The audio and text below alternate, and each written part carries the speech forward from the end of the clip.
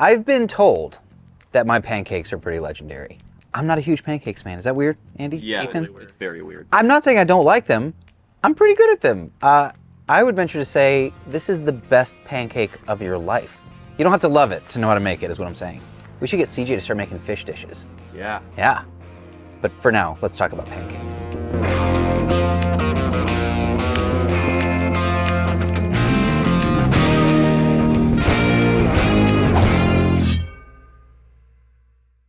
When I said I don't love pancakes, I meant I like pancakes. But the trick with pancakes is good for whether you love them or not. Maybe you love the people around you.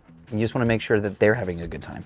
All-purpose flour, very, very simple. You probably have all of this. I'm going to give you measurements today, which I don't usually do. That's 3 cups of all-purpose flour, 1/4 cup of sugar, 1½ teaspoons of salt, 1 tablespoon of baking powder, and 1½ teaspoons of baking soda. You definitely have all this stuff in your cupboard at home. I'm mixing my dry and my wet separately because it mixes more evenly, right? There's some technique to making the perfect pancake. Now let's get to our wet ingredients. I'm gonna start with 3 eggs and I am gonna whip them up first. I want the consistency nice and even, so that's why I'm doing the yolks first. But to that, let's go with 2 1/4 cups of milk, 1/4 cup of vegetable oil, 1/4 cup of apple cider vinegar, and some vanilla extract. Now here's the interesting thing. Buttermilk pancakes are superior. That's what this is. However, I buy buttermilk and it ends up sitting in the fridge and I never use it for anything except for that little bit that I needed. The vinegar into the milk is gonna give us the acidity. It's kind of like a buttermilk hack. All right, let's keep going. Mix all of those wet ingredients together. Now we're mixing the wet into the dry. I'm using a spatula here. Notice I got rid of the whisk. We don't wanna over mix. Everyone's always afraid of lumps and they want this smooth pancake batter. That's not where the magic is. The magic is gently folding everything together. A few lumps are okay. You don't want a ton of lumps. You don't want dry spots of flour, but you do want to mix it gently. Fold, gentle, fold, gentle. Now we're gonna let it sit. This is key. The baking powder, baking soda, buttermilk mixture is gonna give us that lift, that pow. So while that's resting, at least 10 minutes, let's get to our thick cut bacon. I'm at medium low today. The bacon needs to render its fat because the bacon fat is another magic ingredient. It's another secret, super special ingredient. So cook your bacon, let me know in the comments. I'm a 10. Ethan, Andy? 5. What? 5. 5? I'm a crispy level 10 on my bacon, but by all means, cook your bacon the way you want. Just make sure you render out the bacon fat. Before we get to our pancakes, pull your bacon off. Some of the leftover little bacon bits, we don't want that. They will burn into the surface of our pancakes. So scrape away the little nibbly bits of bacon, but bring back the bacon fat. Cool.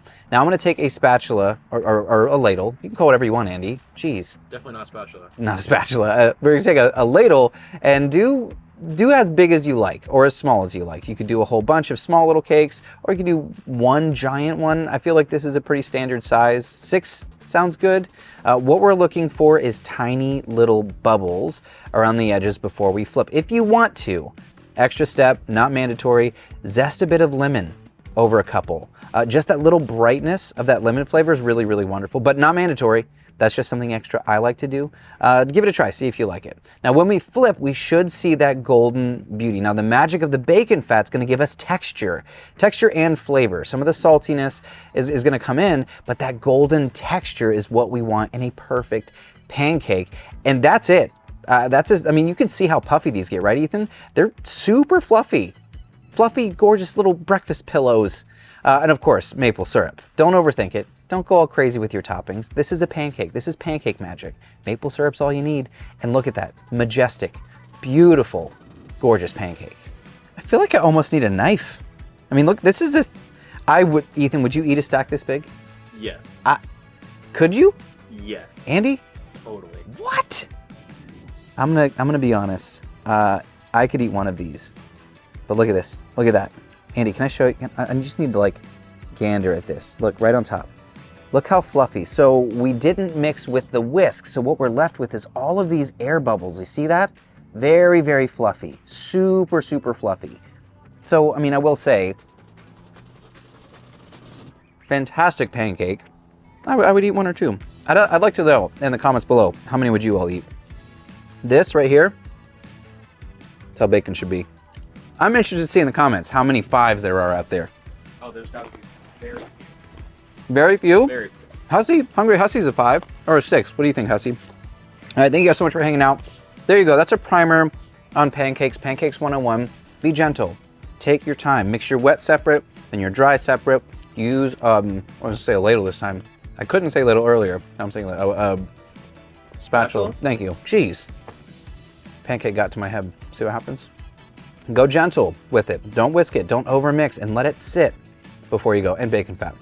This is the golden rule, isn't it? Yep. Yep. Yep. Liquid golden rule. Thank you all so much for hanging out. This is Cook, Eat, Repeat, where we like to help you become a better cook one recipe at a time. I'm your host, Chef Nathan Lippy, and I will see you all in the next episode.